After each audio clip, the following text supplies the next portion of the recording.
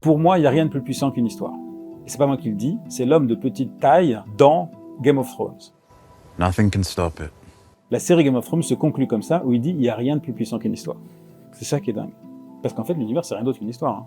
S'il y avait plus d'étoiles allumées là maintenant, personne ne le saurait. Personne ne le saurait parce qu'en fait, la lumière met des années à nous arriver, ça nous arriverait après qu'on soit mort. Donc tout ce qu'on voit, c'est une histoire. Je suis la lumière. Je suis à l'origine de toutes les formes du cosmos. Sans moi, il n'y aurait rien. J'ai 1000 modes d'expression, éblouissante ou invisible. Je suis là, présente au cœur des soleils, comme dans les profondeurs les plus insondables de la plus obscure des planètes. Ce projet a pour objectif de rendre visible l'invisible, de montrer quels sont les principes invisibles qui régissent l'évolution de l'univers, montrer notre histoire. Depuis 14 milliards d'années, il y a des choses qui se sont passées, l'évolution de l'univers qui a créé des structures, des atomes, des molécules, des étoiles, jusqu'à la vie, avec un point commun, un fil rouge. Il a fallu très longtemps pour se rendre compte, et pourtant on l'avait devant les yeux depuis le début. Parce que la seule chose qu'on reçoit de l'univers, c'est les particules de lumière.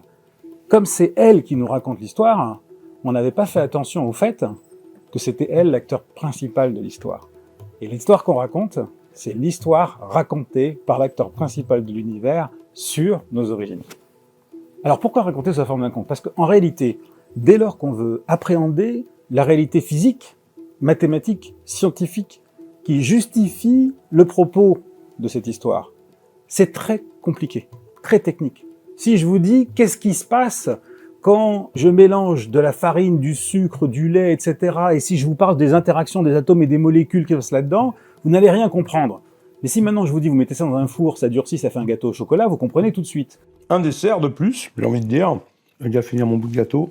Donc, il y a un moment donné, il faut savoir quel plan on prend. Est-ce qu'on décrit à l'échelle atomique la fabrication d'un gâteau au chocolat, ou à un moment donné, il faut le goûter? Nous, on travaille à l'échelle atomique, on va rentrer là-dedans, les mathématiques, parce qu'il faut qu'on trouve le fondement des choses. Mais il faut aussi qu'on puisse le goûter, qu'on ait une vision un peu plus globale de ça. Et c'est ça qu'on essaie de faire. On veut faire goûter le goût de l'univers. Pour ça, il faut le voir, il faut le palper, il faut raconter ça comme une histoire, parce qu'il n'y a que les histoires qui nous parlent. Et donc, il faut qu'on arrive à traduire des concepts qui sont uniquement accessibles aux scientifiques, de façon à ce que, à travers l'histoire, on puisse appréhender ces processus, parce que pourquoi c'est important pour moi? Parce que ça concerne tout le monde, parce que c'est nos origines. Et donc, le titre s'impose d'ailleurs. Au commencement, il y a 13,8 milliards d'années, il y a la fin d'un mystère. Ce qui le précède est indicible. Ce qui le suit, c'est notre histoire. Tout va se jouer dans la première fraction de seconde. C'est en elle que je vais naître. Le Big Bang. Alors, comment on remonte à 14 milliards d'années? Il y a deux manières. Première manière, quand Matteo Ricci est arrivé en Chine, il a envoyé une lettre à son père. Je suis bien arrivé. Le père l'a reçue, il a répondu. Moi aussi, ça va. 7 ans aller, 7 ans retour. Quand il a reçu la lettre du retour, son père était mort. Il faut du temps pour qu'une lettre arrive. Nous, on reçoit des lettres de lumière. Certaines mettent 14 milliards d'années à nous arriver. Quand elles nous arrivent, ceux qui ont envoyé la lumière, des étoiles, des galaxies, ils sont peut-être morts. Ils sont peut-être plus là.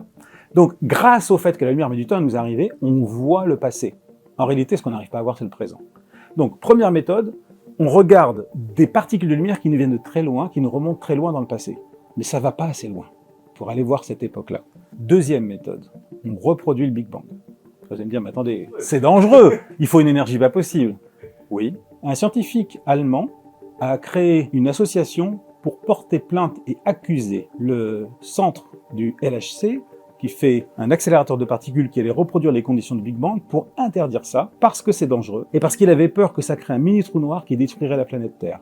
Une jeune indienne qui a lu ça, le jour où on a allumé le LHC, l'accélérateur de particules qui allait reproduire le Big Bang, s'est suicidée, parce qu'elle voulait pas assister à la fin du monde.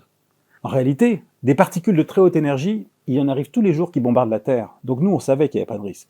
Mais oui, on a reproduit les conditions du Big Bang, en projetant à très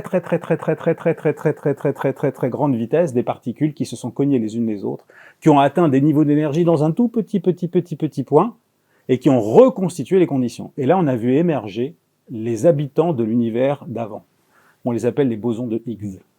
Si vous me demandez de vous définir ça, on va rentrer dans un autre monde. Mais on l'a fait. Et donc, comme ça, on a vu apparaître des particules d'antimatière qui avant étaient imaginées dans l'esprit des mathématiques des scientifiques, et on les a vues apparaître. Comment? Elles se comportent exactement comme la matière, mais une particule d'antimatière, par rapport à une particule qui est chargée positivement, va être chargée négativement. Et donc, quand l'une est attirée vers la droite, l'autre va être vers la gauche. Et donc, par le mouvement, on s'est dit, mais ça ressemble à un électron, mais c'est plus.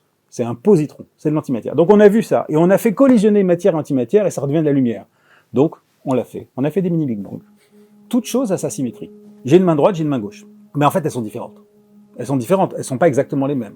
La matière et l'antimatière, c'est comme la main droite et la main gauche. C'est deux choses qui se ressemblent, mais dès lors qu'on les met ensemble, elles se transforment en lumière. Il y a 14 milliards d'années, l'univers était peuplé de matière. Qu'est-ce que c'est la matière? Ce sont des petites billes, les atomes, les électrons, les protons, les neutrons. On a tous entendu parler de ça à l'école. L'antimatière, c'est la même chose. Si on était tous faits d'antimatière, on le saurait pas. C'est le moment où ils se rencontrent qui dévoile le fait qu'il y en a un qui a la main droite et l'autre la main gauche. Il y a 14 milliards d'années, il s'est passé quelque chose qui est encore incompris par tous les scientifiques. Il y avait pratiquement le même nombre de particules de matière et d'antimatière qui se sont croisées et qui se sont toutes annihilées. Et l'univers est devenu quasiment entièrement lumière. Mais il y avait une particule de matière de plus que d'antimatière sur 1 milliard de particules. Et le monde qu'on voit aujourd'hui autour de nous, avec ses étoiles, ses galaxies et tout ça, est né de cette particule sur 1 milliard qui a survécu. Et c'est cette histoire qu'on raconte. Les survivants de cette histoire, ce milliard de particules qui ont disparu, ils n'ont pas complètement disparu. Si vous sortez dehors et que vous tendez la main vers le ciel, vous allez collecter les cadavres des particules disparues. Ce sont des particules de lumière qui nous viennent de l'univers lointain et qui sont les ancêtres de la matière et de l'antimatière, de cette grande guerre fratricide et qui nous racontent l'histoire de l'univers. Je couvre l'univers de lumière, partout et pour toujours. C'est un rayonnement primordial, un chant pour l'éternité. Mais condamné à l'errance dans un univers qui s'étend, faute de pouvoir me multiplier, je me dilue. Pourtant, dans les mystérieux filets de l'espace, une incroyable surprise se prépare. Alors en fait, ce qui est fondamental pour moi dans un projet comme ça, c'est les rencontres. Rencontres avec l'artiste qui va créer les images, rencontre avec le réalisateur, rencontre avec le producteur, rencontre avec d'autres écrivains, etc. C'est un processus que j'appellerais émergent. C'est-à-dire, si vous me demandiez est-ce que moi j'aurais pu faire ça, non. Le tout est plus que la somme. Et c'est ce qui fait que ça m'intéresse. Pourquoi? Parce que vous allez me dire, mais vous apprenez quoi à faire ça? Parce que finalement, je vais plus apprendre à faire des équations mathématiques, à faire des développements scientifiques, etc. Qu'est-ce que je vais apprendre?